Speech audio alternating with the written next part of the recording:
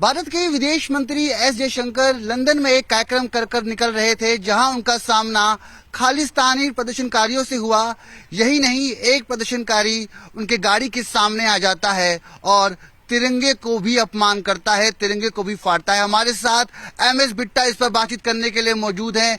किस तरीके से आप देखते हैं विदेशी धरती पर भारत के विदेश मंत्री के सामने ऐसा हुआ है? उनकी सुरक्षा पर भी एक बहुत बड़ा सवाल है। मैं आपको स्पष्ट कह दूं,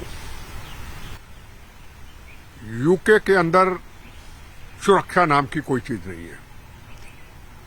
ये जो हमारे विदेश मंत्री जाते हैं, हमारे ऑफिसर जाते हैं, हमारे जिम्मेदार लोग जाते हैं, जो थ्रेट प्रोटेक्टी हैं, उनकी जिंदगी खतरे से खाली नहीं है। कई वर्ष पहले mister Brar blue star operation में जो थे, उनके ऊपर हमला किया, कईयों के ऊपर इन्होंने हमले किए।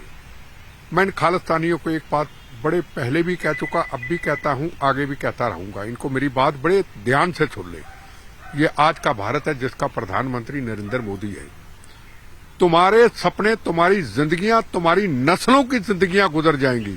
खालिस्तान न कभी बना था, न बनेगा, न कभी बनने देंगे।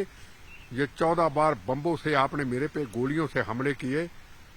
राष्ट्र प्रथम था, राष्ट्र प्रथम रहेगा। खालिस्तान की कभी भी बात आप करोगे, गंदी हनेरी की तरह हमारे जख्मी शरीर हमारे लाशों पे गुजर जाएगी। राष्ट्र प्रथम था, राष्ट्र प्रथम है, राष्ट्र प्रथम रहेगा। दूसरी बात, मेरा हमेशा हर प्रेस को ये सवालों का जवाब रहता है। हिंदू बोले तिरंगे झंडे के ऊपर खालिस्तान के खिलाफ तो तू हिंदू, बीजेपी बोले, हिंदू बोले तो बीजेपी, हिंदू बोले तू आरएसएस, हिंदू बोले तू नफरत फैलाने वाला। मेरा सिख भाई आगे सामने क्यों ना आए?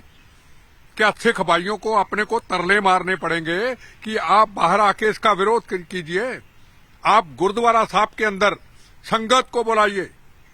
जो दुनिया में हमारे सिख धर्म को ये खालिस्तानी तिरंगे झंडा, जो हिंदू मुसलमान सिख ईसाइयों के खून से बना, जो शहीद आजम भगत सिंह, राजगुरु सुखदेव, इस्तफाकुल्ला खां, उनके खून से बना हुआ तिरंगा झंडे को जब पाड़ा जाता है, अपमान किया जाता है, भारत विरोधी नारे लगाए जाते हैं, तो मेरा सिख समाज चुप क्यों है? राजनीतिक पॉलिटिकल पार्टियों में सिख समाज अपने लीडरों को खुश करने के लिए कुछ भी करें। आम हिंदुस्तान के अंदर, इस भारत के अंदर मेरा सिख भाई गुरुद्वारा साहब के अंदर संगत बुलाए और ऐलान करे कि ये खालिस्तानियों से हमारा कोई संबंध नहीं।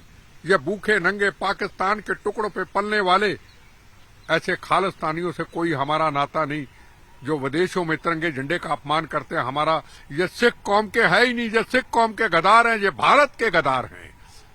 ये मैं कहना चाहूंगा। एक सवाल ये कि जिस तरीके से हमने देखा जब खालिस्तानियों पर कहीं ना कहीं जो चीजें हुई, निर्जर हत्याकांड भी हुआ, उसको लेकर भी खालिस्तानियों में एक आक्रोश देखा हमने। और विदेशी धरती पर भारतीय झंडा का अपमान कई दफा हो चुका है।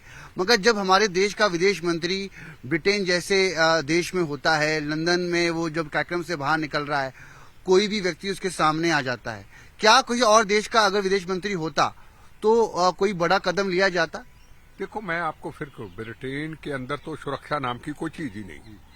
ये कल को जिस तरीके से कनाडा दूसरा पाकिस्तान बन गया, वहां नार्को टेररिज्म, वहां आतंकवाद, वहां बेगुनाहों का कत्ल, वहां दहशत, वहां माहौल ऐसा कनाडा के अंदर, एक दिन ब्रिटेन का भी यही हाल होगा।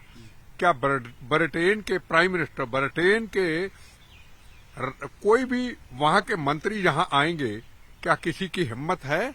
चाहे कनाडा हो, चाहे यूके हो, चाहे अमेरिका हो, दुनिया का मुल्क का कोई भी जिम्मेदार व्यक्ति हिंदुस्तान की भारत माता की धरती पे आएगा, चाहे हमारा दुश्मन भी होगा, उसको प्यार किया जाएगा। ये भारत का कर्तव्य और भारत का फर्ज है।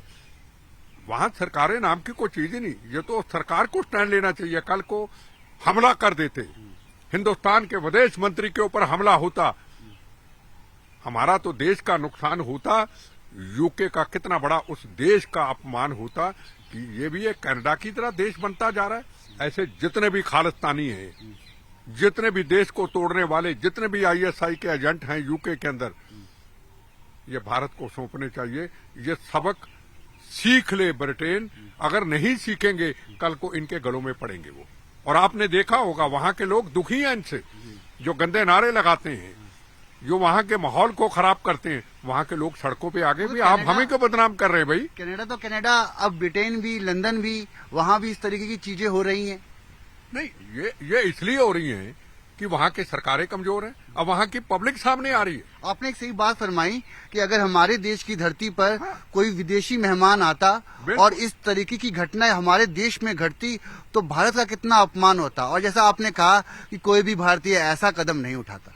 बिल्कुल नहीं उठा सकता। दुश्मन भी आ जाए, पाकिस्तान के से भी को आ जाए, बांग्लादेश से भी आ जाए, हमारे देश में अपमान नहीं हो सकता। हम ये नहीं करते। हम जब लड़ाई लड़ते हैं तो हम, भारत सीधी लड़ाई लड़ता है, पर देश के अंदर को पांव रखेगा उसका सत्कार है। पर इतने बड़े देश, दुनिया में उन देशों का नाम, और वहां से हिंदुस्तान के एक दुनिया में नाम हुआ है भारत का, उसके विदेश मंत्री जाएं, कल को उनके ऊपर हमला हो जाता। फिर यही सबक सीखना चाहिए वहां की सरकार को कि वहां जितने भी टेररिस्ट हैं, पाकिस्तान की सपोर्ट से हिंदुस्तान के भगौड़े जितने भी हैं, उनको हिंदुस्तान के हवाले कर दे ताकि वहां शांति हो। नहीं तो एक दिन वहां की पब्लिक, वहां तक जन्म लेने वाला बचपन से व्यक्ति, वो एक दिन सड़कों पे आ जाएगा जैसे कनाडा के अंदर आए कि ऐसे लोगों को आप यहां से निकालिए जो हमारे देश को बदनाम करते। एक फैसला और लेना होगा बेटा साहब मेरे ख्याल से कि दूसरे की देश के जो तिरंगा होता है, झंडा होता है, जैसे हमारे देश का तिरंगा है, उसका सम्मान तो करना चाहिए। आप किसी के देश में किसी और के देश का झंडा कैसे फाड़ सकते हैं उसके विदेश मंत्री की आंखों के सामने? दो बातें हैं। मैंने कई वर्ष पहले आपके चैनल पे एक बहुत बड़ा इंटरव्यू दिया था जब पन्नू ने खालिस्तान के रेफरेंडम की नींव रखने की कोशिश की थी। हमने यूके एम्बेसी के बाहर हजारों नौजवानों की तादाद में हमने प्रदर्शन किया था। हमने टेररिस्टों के पोस्टर लगाए थे कि ये टेररिस्ट हमें वापस सौंपो। जो भी टेररिस्ट जिन्होंने अभी अपमान किया, यही टेररिस्टों के पोस्टर लगाए थे। पर हमने ब्रिटेन सरकार का ब्रिटेन सरकार के झंडे को पैरों में नहीं रोला, उसको आग नहीं लगाई, उसका अपमान नहीं किया। कोई भी देश का झंडा है पूरी दुनिया के अंदर, हमें कोई अधिकार नहीं है कि हम उसका अपमान करें। क्या वहां की सरकार क्या इनके खिलाफ एक्शन लेगी? क्या भारत को वापस सौंपेगी?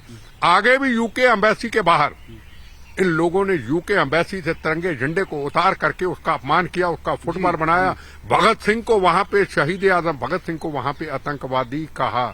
वहां की सरकार ने क्यों नहीं कदम उठाया? वहां की सरकार के सुरक्षा व्यवस्था के नरम कदम ही उनको तबाह करने की कोशिश करेंगे। यही लोग एक दिन इनके गले की फांस की हड्डी बनेंगे। यही लोग जो आज जयशंकर जी का अपमान किया है।